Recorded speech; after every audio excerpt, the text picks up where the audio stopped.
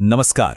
आज हम आधुनिक भारत की प्रशासनिक और आर्थिक नींव की परतों को उधेड़ने वाले हैं। और देखिए, ये एक ऐसी कहानी है जो अक्सर कह सकते हैं कि मुख्य धारा की चर्चा से बाहर ही रह जाती है। और आज हम इसी विषय पर गहराई से बात करेंगे। हम समझने की कोशिश करेंगे कि आजादी के बाद भारत की कई मुख्य आर्थिक और शासन नीतियों की जो रूपरेखा थी, वो असल में सबसे पहले सुभाष चंद्र बोस ने ही तैयार की थी। बोस के प्रभाव को पूरी तरह समझने के लिए सबसे पहले उनके एक बहुत ही अनूठे और कुछ हद तक जटिल राजनीतिक दर्शन को समझना पड़ेगा। वो इसे साम्यवाद कहते थे। तो ये साम्यवाद शब्द बोस ने अपने नए भारत के विजन के लिए गढ़ा था। उनका मानना था कि भारत को पश्चिम की नकल नहीं करनी चाहिए, बल्कि दुनिया की अलग अलग विचारधाराओं से जो भी अच्छी बातें हैं, उन्हें लेकर अपनी भारतीय जरूरतों और परंपराओं के सांचे में ढालना होगा। और देखिए, उन्होंने उस समय की दो बड़ी और एक दूसरे से बिल्कुल अलग विचारधाराओं, कम्युनिज्म और नेशनल सोशलिज्म से कुछ तत्वों को मिलाकर एक नया रास्ता बनाने का प्रस्ताव रखा, जो उनके हिसाब से भारत के लिए सबसे असरदार होता। ये काफी विवादास्पद विचार था। ये तालिका उनके इस मिश्रण को बहुत अच्छे से समझाती है।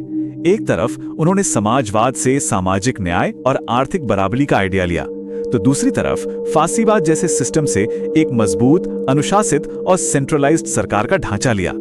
और इन सब की नींव रखी गई भारतीय आध्यात्मिकता और नैतिकता पर। तो इसका असली मकसद क्या था? एक ऐसा समाज बनाना जो जाति और वर्ग से ऊपर हो, जो इन मूल सिद्धांतों पर चले। एक ऐसा समाज जो हर इंसान को सिर्फ राजनीतिक आजादी नहीं, बल्कि आर्थिक और सामाजिक आजादी भी दे। तो अब आते हैं इस दर्शन के प्रैक्टिकल साइड पर। मतलब ये सिर्फ एक सोच या कागज पर लिखी बात नहीं थी। चलिए देखते हैं कि कैसे ये एक ठोस, एक एक्शनेबल नेशनल प्लान में बदला। साल था 1938, जब बोस कांग्रेस के अध्यक्ष थे। उन्होंने अपने विजन को हकीकत में बदलने के लिए एक बहुत बड़ा कदम उठाया। उन्होंने राष्ट्रीय योजना समिति यानी नेशनल प्लानिंग कमेटी की स्थापना की। ये भारत के भविष्य के लिए एक बहुत ही अहम मोड़ था। इस समिति का काम कोई छोटा मोटा नहीं था, बहुत बड़ा और महत्वाकांक्षी था।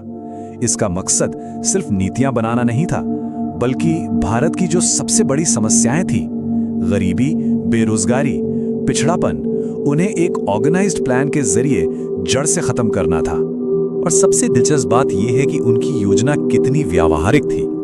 यह एक 3 लेवल का इंडस्ट्रियल मॉडल था। एक तरफ बड़े उद्योग देश को आत्मनिर्भर बनाते, तो दूसरी तरफ कुटीर उद्योग गांव में रोजगार पैदा करते। एक परफेक्ट बैलेंस। अभी सवाल उठता है कि आजादी से पहले बने इस ब्लूप्रिंट का आखिर हुआ क्या? सच तो यह है कि इसी ने आजाद भारत की आर्थिक दिशा तय की। यहां हम प्रभाव की एक सीधी लाइन देख सकते हैं।